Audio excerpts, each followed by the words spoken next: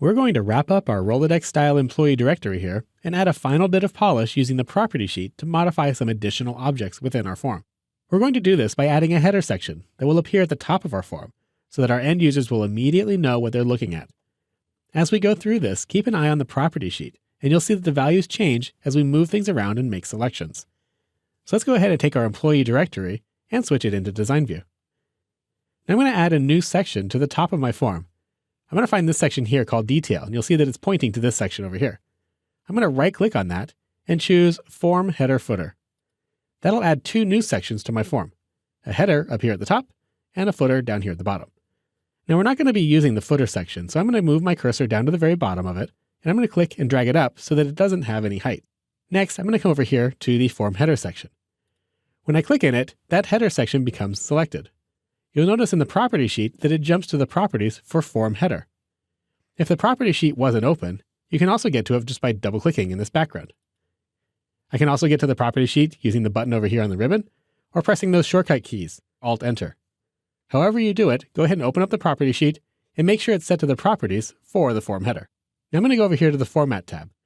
We can change its height here. So instead of just dragging it to a random size here, we can change the height property by changing it manually here. I'm going to type in 0.75. When I press Enter, it resizes that section over here. Next, I'm going to change this background color. Right now it's set to this light blue color, which is Text 2 lighter by 80%. I can use this drop-down list to choose from the predetermined theme colors, or I can press this Build button over here on the far right. When I choose that, I get the theme color chips here, the standard color chips, or I can choose my own color by choosing more colors here, going to the Custom tab, and typing in values for red, green, and blue.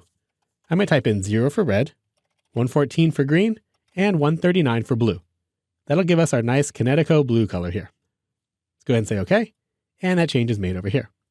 Now remember that we can also change those colors by going up here to the Format tab and using either the fill bucket here or the shape fill icon right over here. So however you do it, you'll see that they're all interconnected with the properties here in the property sheet. Now let's go ahead and add some content to our header. I'm going to switch over to the Design tab. And from here, I'm going to choose Logo. Now we'll browse out to my exercise folder in the Chapter 2 folder, and I'm going to choose the Kinetico Logo Transparent file here. We'll go ahead and say OK, and that gets added up here into my form header section.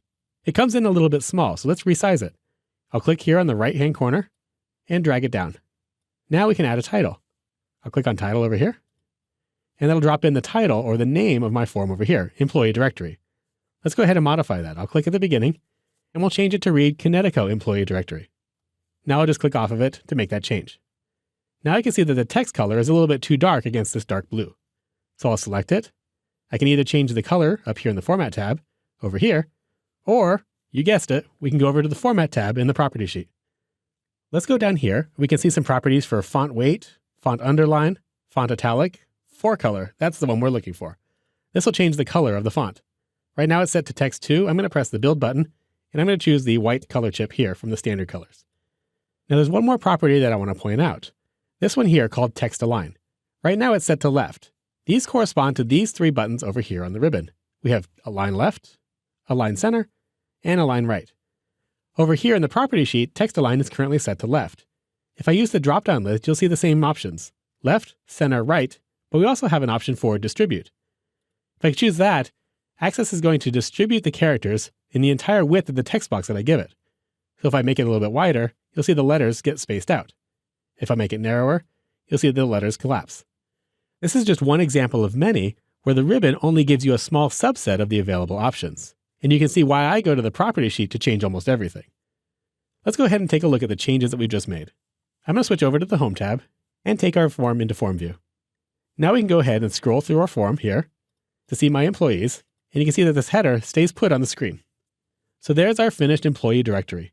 The property sheet really is the master list of all of the options that you have within your database. This applies not only to forms, but we'll see it again when we work with reports later on in the course. It may look a little intimidating at first, but I would recommend that you spend some time reading through the list of available settings, and I'm sure that you'll come across a few that inspire you to think of new functionality that you can incorporate into your database.